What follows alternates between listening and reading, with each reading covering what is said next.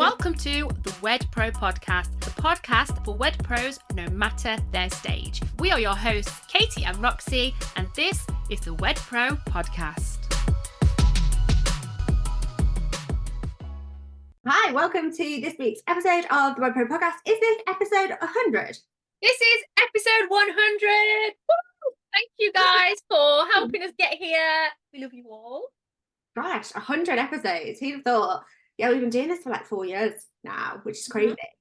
Which is absolutely crazy. But 100%, we love to do it. We love showing up. We love giving you all of the hints and tips and advice on how to run your business. I think it's one of the most favourite things that we do now, isn't it? I was just going to say, somebody asked me last night, what do you enjoy most in your business? And I was like, you know what? The podcast, I love it. Yeah. I enjoy working with the clients, but I do enjoy a good podcast as well. Yeah, and we know that so many of you listen and you come and let us know, and then when we jump on calls with you, you're always letting us know that you are listening. Thank you so much for sticking with us. The podcast has changed quite a little bit, hasn't it? Like, we've tried different things out, we've learned, we've shared things with you. Today we're diving into wedding fairs and wedding experts, whether you're standing at local wedding fairs, bigger wedding fairs. We really want to talk to you about kind of like a wedding fair strategy, and we want you to listen to the end as well, because we've got something amazing for you and it's not going to be available at this price for long, so we really want you to get hold of it. So make sure that you are listening right the way to the end for a chance to get hold of that. Before we dive in, Roxy, hey, how are you? Very good, thank you. Very, very good. I'm a little bit fed up of this British weather. Like, oh my life, can we just have some warm, please? My garden's ready. When it was sunny last time, I was like, right, let's get this garden organised and tidy and clean everything down. And I've not been able to use it. But yeah, no. I got all the garden furniture out. I got all of it out, and then we had that storm. I've gone back in. So yes, we've had a couple of fires, but we haven't had a barbecue yet. What's going on? Usually, like Easter, we're having barbecues. Normally by the husband's birthday, which is the middle of April, I'm in the garden sunning it. There's so many memories coming up on my Instagram and on my Facebook. They're like, this time last year, you were sunbathing with a glass of wine. Like, what? Yeah, I actually put the heating on this week, so I was so cold yesterday. My blankets are still out. My winter blankets are still out on my sofa. I get under my blanket every day when I watch the TV. Yeah, I don't know what's going on. I've got a blanket right now. But yeah, in other news, tonight it's going to be my first personal training session in person, and I'm very, very scared. So I'll have to let you all know how that goes next week, if I can walk afterwards or whatever. No, it'll be good. What's going on for me? How are you? I've got one, which will be nice. I'm on a hen do next week. I'm kind of going into my wedding season. I've got like 3 weddings and hen do's over the next couple of months. So I've got my bestie's getting married. Her hen do is next weekend. Then my brother gets married, and my other friend gets married. So I've got no weddings. I have got a hen do that I am going to, but no weddings. Yeah, so I really want the weather to catch up so that we can sit, because I've not planned. I've absolutely not planned for cold weather, like or rainy weather. Even the shoes, like the shoes are shoeing. They're really. Oh yes, you know, good shoes. And we can't have like soggy grass with those shoes. I'm gonna have to get. I've seen these little heel protectors. I'm gonna have to get them. Anyway, let's dive in today. We're gonna be chatting to you all about wedding fairs today. It's actually a topic that's come up a couple of times. We've been having some strategy calls with new businesses that we're going to be working with, and a few of them have kind of been asking us, are wedding fairs worth it? They're not really seeing the return that they used to see at wedding fairs. Yeah, all the time, don't we? Like, I'm not getting nothing from wedding fairs. Yeah, they're not seeing the return they used to get. They're maybe not seeing the footfall that they used to get, and we're here to give you kind of our strategy and our best tips today. And then, like I said, make sure you listen to the end, because we're going to give you a chance to deep dive into, if you're interested in this topic and you do go to wedding fairs, or you're somebody that knows you're not utilising wedding fairs as well as you can be. I mean, when else are you going to get into a room full of your target client, or they're in person wanting to book wedding suppliers? We've got a mini training for you that you can get your hands on for just £9. £9, and we can guarantee you go away, you put the work in, you are absolutely going to get at least 100 times on your investment. Definitely. So let's just break it down a minute. We hear all the time, don't we? I'm going to wedding fairs and I'm not getting nothing back. And I think the first thing to ask yourself if you sit in that kind of camp is, are the wedding fairs that I'm standing at where my ideal client are going? Because really often you'll be going to wedding fairs that aren't where your ideal client is. So you need to scrap that off and make sure that you are only going to those fairs that your ideal clients are going to be turning up with. That's a really simple thing that you can do straight away that can really kind of change the outcome of standing at these fairs. And I think it is about, and this is what we're going to be chatting to you about today, it's going to be about really going into it with a strategy. Very early on, when we were standing at wedding fairs, I would ask the wedding fair organisers what she expected footfall.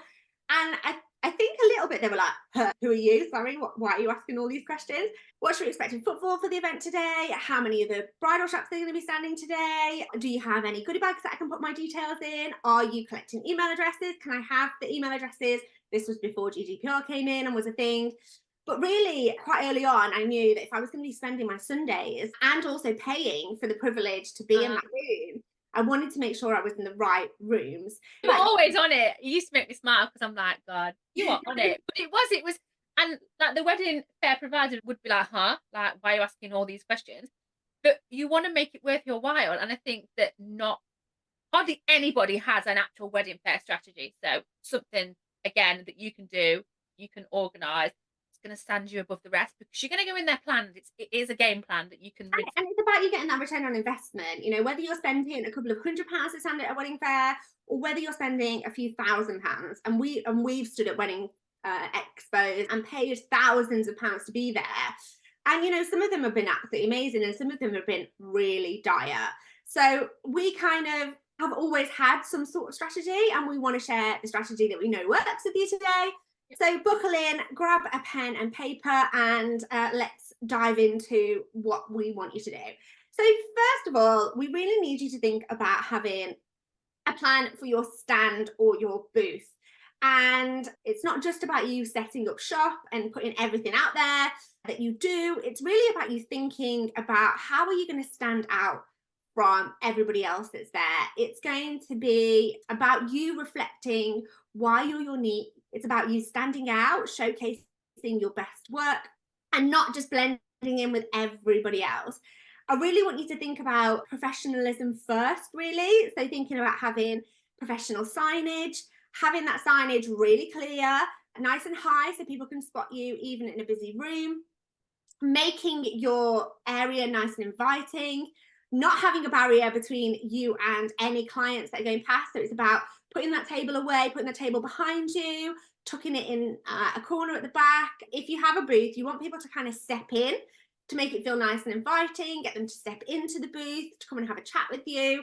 It's all about making those connections at wedding fairs, isn't it? It's not about kind of you being stood behind like a physical barrier, maybe on your phone, and we see it, don't we, Roxy? You see it, yeah. And it's that you don't get a second chance at making a first impression. Yeah. So it's about making that space nice and inviting. So if you have a booth, you know, thinking about how can you get people through, not having all your freebies right at the front so people can grab and go.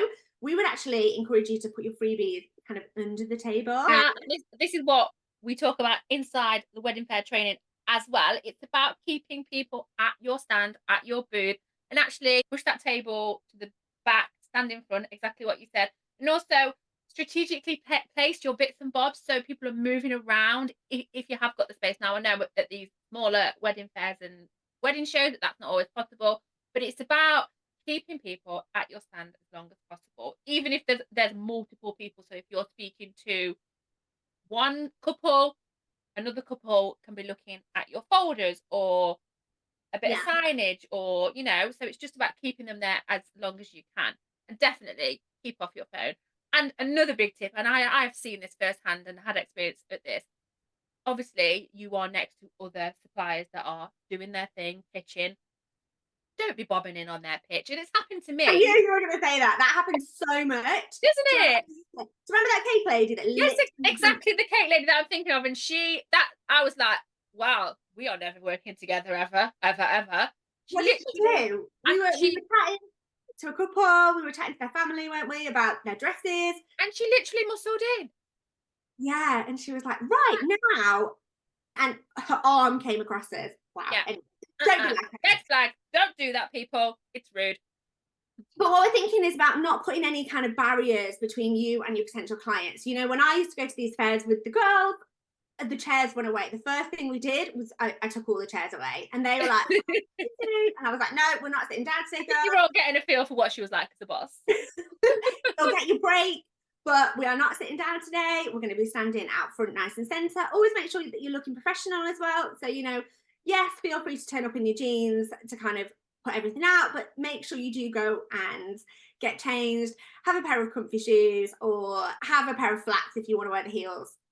But what we want you to do, if there is a table, you want to make it nice and inviting. You want to be able to make it easy for you to have conversations with people and to engage with you and not have them feel like they are peering over a fence to kind of chat to you. Yeah, don't eat on your stand either. That's like a bugbear. So, you know, leave the room to go and get a snack or some food. I know that it's not always possible to man your stand all day if you're on your own. But if you've got a good relationship with the stand next to you, maybe they could just keep an eye on your stand for 5 minutes and you can go and get some food. It's I okay think what to happens have a break. here is we get a little bit complacent because you guys are doing these wedding fairs over and over again. So you get comfortable, don't you? And you get used to the venue and the people, the other businesses that are there with you. But exactly like you said, you can only make a first impression once. But yes, you might have been at this venue before. You might feel comfortable enough to slam your bacon sarnie in at the table or sit on your phone or whatever it is. But think of it from the eyes of those couples that are walking in. Okay, let's talk goodie bags. So some of the wedding fairs, you get the opportunity to put items in their goodie bags that are going out to the couples that come through the door, maybe couples that register. So we really want you to think about your quality of the item that's going in there, you know, having professionally designed materials that are going to go in there that really reflect your brand and talk about the results that you're going to get when you work with the client as well. So don't just have something in there that lists your services. We're really massive on this, aren't we? And we teach a lot of our clients that we work with on how to sell really on the results of people hiring them rather than just the services and the things that they do. So show your couples why they should choose you. So really think about when you're putting items into these goodie bags. I know it can be a little bit expensive, but this should be a part of your marketing budget. If you are standing at these fairs and you want to get items inside the goodie bags, it's better to have something in there that is of quality and it is going to really represent your brand, represent the feel of working with you, than, you know, some crap branded love hearts that, you know, are going to get 2 seconds of looking over and then they're going to be in the bin. Really have a think about what you could put in there. Maybe if you're a stationer, you could put a little pocket fold, which could then, as they open it, it could be your business card or it could be your leaflet. Have a little think. Maybe if you're a DJ or you're a band, you could put a little song, like a CD, or I don't know how people listen to tracks now, or maybe like even You're a going to say a CD. CD. I said CD. I'm showing my age. Maybe you could even put a little QR code that goes to a playlist on YouTube, or even a QR code that opens a video. Really get original about what's going in there, but think quality over quantity all of the time. So let's go on to next things. Let's talk about your pitch. Oh my life. This used to put the fear of the gods into me, but not anymore. I am pitch nailed. But way back in the bridal shop, you used to make us train for this, didn't you? Because it's really important. You get, especially at the bigger, busier wedding fairs, you only get a few seconds really to make that impression, and you don't get long. So it's really about having a beautiful booth that's very inviting. It's about how friendly and personable you are, but also about how you get over your information, how you're able to tell your couple who you are, what you do, and why they should care. So yes, we used to do a lot of practice about this in the bridal shop. It's actually called an elevator pitch. So an elevator pitch really, in essence, is between floors of an elevator. If you were stood in front of your ideal client, what could you say that would get them to visit your website or book a call with you or take that next step with you? So we used to do a lot of training of this in the bridal shop. We used to call it pitches bitches. Bitches. We did, didn't we? Just to kind of really nail down, not about saying, hi, I'm Katie, I'm a business coach. Okay, brilliant. Like, why do I care? It's about being able to explain what the result is that you get for your couples, why you're different to everybody else. And really just having that killer elevator pitch is key. So it's not like, hi, do you need a photographer? Yeah, please don't. Or have you got your wedding date yet? Like, how many times are these couples going to be hearing that exact same thing from stand to stand to stand? Yeah, so think about what's going to resonate with your client. Think about how you can even start that conversation. We used to just start conversations by smiling at people, being really friendly, maybe complimenting their shoes, or if they've got children, engaging with the children a little bit, kind of anything to just start up that conversation. And then if they do have their photographer booked, you don't just go, okay, brilliant, bye. You know, keep it professional, keep it nice. You don't know who's watching you out of the corner of your eye further up the room. Or even if that couple, maybe they don't book you, but you would still like to make a nice lasting impression on that. So really nail down your pitch. What you want to be able to do is concisely say, who you are, what you do, how they can get in touch with you. Yes, have that on printed materials around your stand for people to be able to pick up and take away, for people to be able to get in touch with you afterwards. But really, and we're going to go on to this in a minute, it's going to be about that strategy at the show. So it's going to be about you making an initial connection so that they remember you when they leave the show. But then also, we're going to talk about follow-up strategy in a minute so that when they leave, you've already got their details to chit chat with them. So when you're following up, for example, if you have spoken to somebody about that unique thing that they're having at their wedding, or that you really loved their handbag, you can make a little note of it so that when you're following up, you can be really personable in your follow-up with them, and they will be like, oh, isn't it great that that photographer remembered that we love Harry Potter and we're doing a Harry Potter themed wedding, or whatever it is that you're doing. Because it's quite overwhelming for a couple to go to a wedding fair and feel that they're being bombarded with buy my things, buy my things, buy my things. And it's not really about that, is it, Roxy? It's more about having the strategy, being prepared, and really thinking that your pitch is there to make a really great first impression, the same as your booth, the same as how you turn up at your booth. And then it's about having a follow-up strategy on that. Yeah, and I think you have spoke about follow-ups. Let's dive into that more, because I would say that the follow-up is just as important as going to the fair itself. Like, without this follow-up, which you aren't following up, like, why not? Like, we need to be getting this strategy absolutely nailed.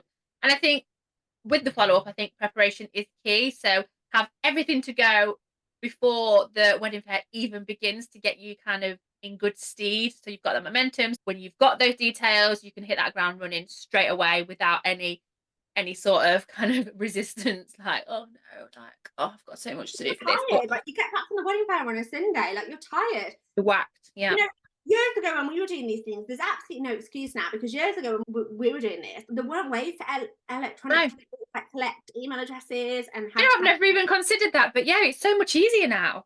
people would write their details on a card that would go into a post box. We would then have to upload that into our CRM or into our email marketing provider. Now they can fill in a form and that can whiz off straight away. Literally done. They can have like an inbox, like an email ping to their inbox before they've even left the room.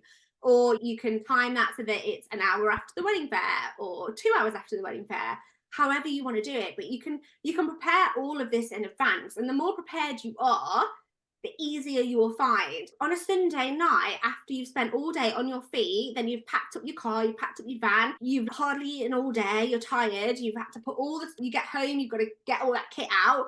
The last thing you want to do when your family haven't seen you all weekend is then get out your laptop and start emailing everybody. Let's just be prepared. Be prepared, have this done. And this way, when people give you those emails, you can really hit the ground running.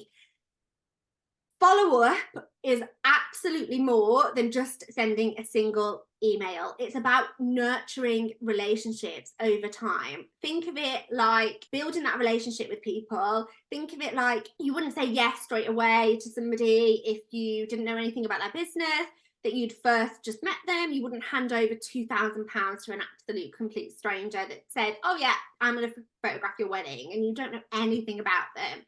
So really think of it like you're nurturing that relationship, you're building up that relationship over time. And you can be really strategic about this. And it's a really great way for you to stand out everybody else in the room by having a really solid nurture sequence, having those emails prepped beforehand. It was so great to meet you at such and such wedding fair today. Thank you so much for popping by my booth and chatting to me. I noticed that you mentioned XYZ about your wedding. I'm still available for your date. Would really love to book a call with you.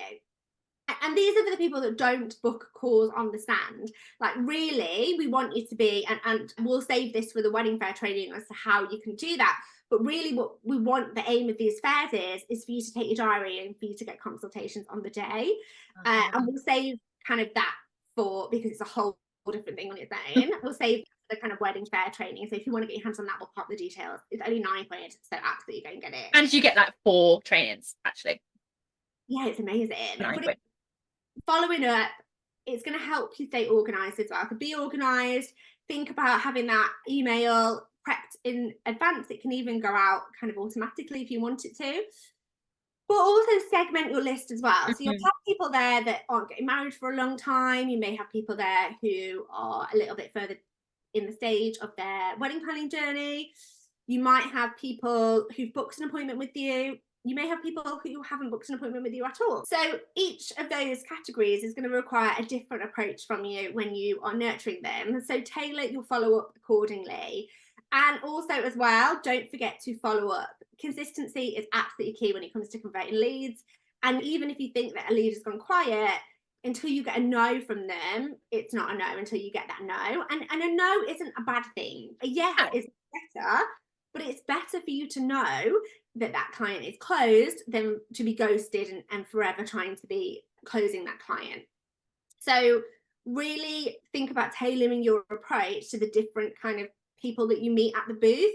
We are massive believers in segmenting your list. If you were to open up our emails and see the detail that we segment our audience, it's crazy. But we could pick an email address out and find out exactly the freebies that you've signed up for us. We could find out how long you've been on our list, how many emails you've opened. I was looking through yesterday a little bit, and I got down a bit of a rabbit hole because I was like, oh, I love all this data, and it's so useful for your business. And I was just going to say, on that data front, actually, what's great is that you can track and you can test, and then you can tweak what's going on. And this is what strategy is about. There's no point just going in blind. You may as well have a strategy that you can kind of go for, and then after a couple of fairs, okay, let's assess what's going on here, what's working well, what can be tweaked. If you don't have a strategy, you can't do any of that. Yeah, that's right. And also, don't give up on people. You can end up with a few little lists here, depending on where people are in the journey, but don't give up. You're going to follow up with them. You're going to follow up again. If you get no answer, you follow up again. And once they do answer, or if they do answer, you keep that conversation going. What's the call to action that you want them to take? Is it to jump on a call with you? If you are being ghosted, try something else. Try a different subject line. Subject lines are massively important. Try a different method. If they've given you their phone number, drop them a WhatsApp text message. You can even send direct mail. This is mail through the post. Like, yes, this is old school, but nobody does this now, and it's just really nice. And it's something actually that I think is just a nice thing for all wedding suppliers to do actually on that offboarding, is just to physically write a thank you note and post it, because people don't get post anymore. Like, the only post we get is junk mail and bills and credit card envelopes that have got bills in, and you can stand out by doing something a little bit different. So yeah, the best way for you to be kind of getting the most out of your wedding fairs is definitely to be preparing ahead of time. Make sure that your booth looks absolutely amazing. Get great signage. Keep it really focused. We don't need everything there that you absolutely do. It's about having lovely visuals, having really clear signage that is easy to read. Quite often we see very, very swirly fonts that, yes, what it says because you read it 150 times and you wrote it, but actually some of the time it can be really difficult for other people to read that really cursive font. So absolutely the visuals are important, but also, what do you say to people when they first walk up to you? Do you have that pitch? Write it down, practice it in front of a mirror. What's going to get people wanting to know more about you? And don't give them the whole pitch, the whole shebang. It's about having a conversation with people. What's going to get them to want to know more? And then it's about you following up, and following up again with that great follow up, and ensuring that you really get that connection going with your couples. Right, guys, if you have loved listening to this today and all about nailing your wedding fair strategy, as we've spoke about, we have something incredible for you. I've put together a wedding fair training. It's 4 mini trainings that you get for £9, and we go into what is the purpose of standing at a wedding fair, what are you going in there to achieve. We talk about your stand, how you can organize folders. I've even created some templates which you can then put your images on, so you can create your folders, so that bit's not hard for you. And we talk about the follow-up as well. It's £9. Like, that had some amazing feedback from it. Everybody that's kind of jumped in on that has absolutely loved it, and we'll pop the link in the show notes for that. You really, really will love it if you've loved this podcast. Yeah, go and get that while it's still £9. It's not going to be £9 forever, because No. it's crazy amount of value inside there. We can absolutely guarantee that if you go and implement the stuff that you learn in the wedding fair training, you're not only going to make your money back, you are going to absolutely 100 times your investment. When can you say that you can 100 times your return on investment there? So go and get that. We'll pop the link in the show notes. Like I said, it's not going to be free forever.